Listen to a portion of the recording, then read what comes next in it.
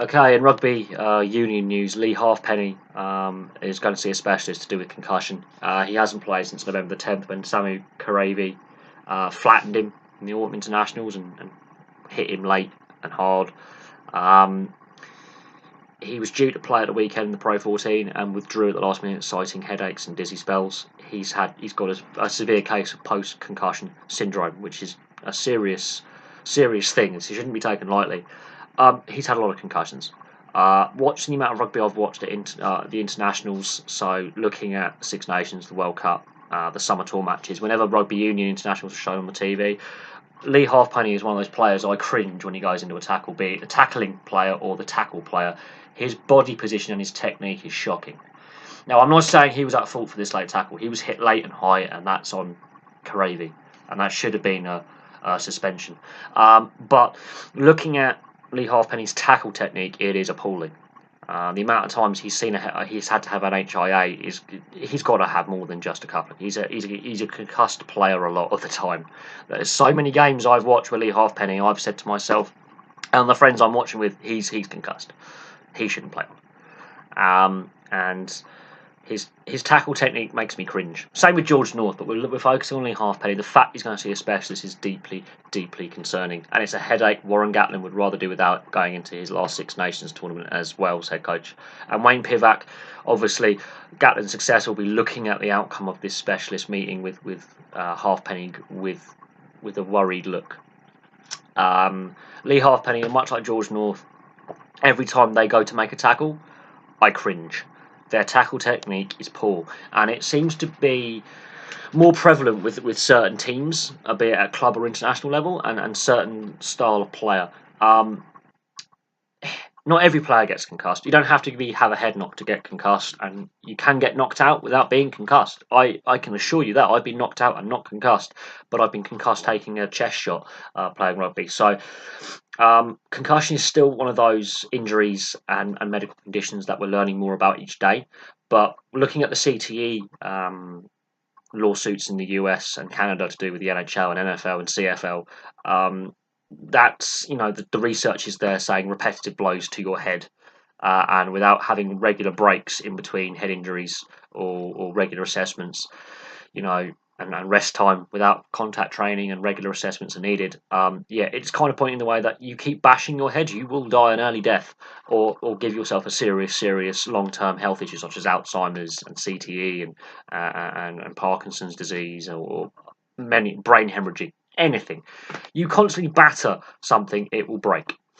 Leigh Halfpenny, this could be career threatening. I'm not gonna, paint bark around the bush here. This is I'm not going to gloss this over. This could be career threatening. Same with Sam Warburton with his shoulder, and he had an injury layoff. He missed last year's Six Nations. There were concerns. Oh, he'll be back in the summer, and then it was like, no, I'm done. My shoulder's wrecked. Another one of that talented Welsh generation could have their career ended quite a bit sooner than they anticipated because of concussion. George North is another one. Liam Williams is another one. It seems quite worrying that the Welsh backline seems to be very prevalent with concussion. There is a problem with the Welsh tackle technique. I've noticed this more. They're not the only team to have a spate of players have concussions due to poor tackle technique.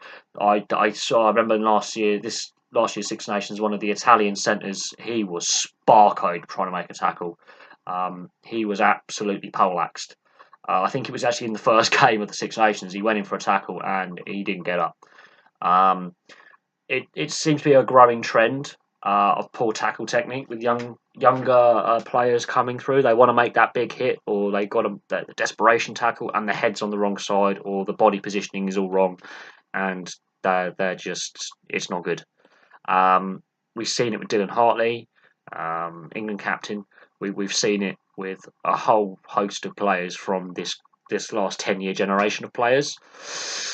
It's concerning, but Leigh Halfpenny's a really worrying one because he's had a lot of head knocks in games. He's had many at HIA. Yet he seems to pass a lot of these HIAs as well, which is what worries me more. I think if a player has to go for a head assessment, whether they're deemed fit to play next week or not, that's them done for the game. I think the HIA needs to be stricter. But because Leigh Halfpenny's had a lot of HIA assessments and has somehow passed them, when you can clearly see on the field he is being poleaxed. either being tackled or the tackling player, and he's clearly hurt. He shouldn't continue. Yet somehow the Welsh doctors have passed him fit to continue. He's past the HIA. So I would argue you must have a stricter HIA. If your player has to go off that for an HIA, even if they're fit enough to continue the game, they've still had to have that precaution. You don't let them play just in case they have that secondary head knock, because a secondary concussion can kill you. So there we go. That's my view on the Leigh Halfpenny situation and in general concussions in general. And if someone calls me a snowflake for saying that, have you ever been concussed before? Because I have, and I can tell you now, it is a very unpleasant experience, and it can actually change a man or a woman. It completely can change their mental outlook. I mean, the amount of players, ex-players of these big contact sports who, after retiring, suffered with headaches, dizzy spells, depression and suicidal thoughts, and other mental health related issues, addiction problems, alcoholism, gambling, their personality changed. If I can point you in the direction of Bob Probert's documentary about his life and death, which was recently released.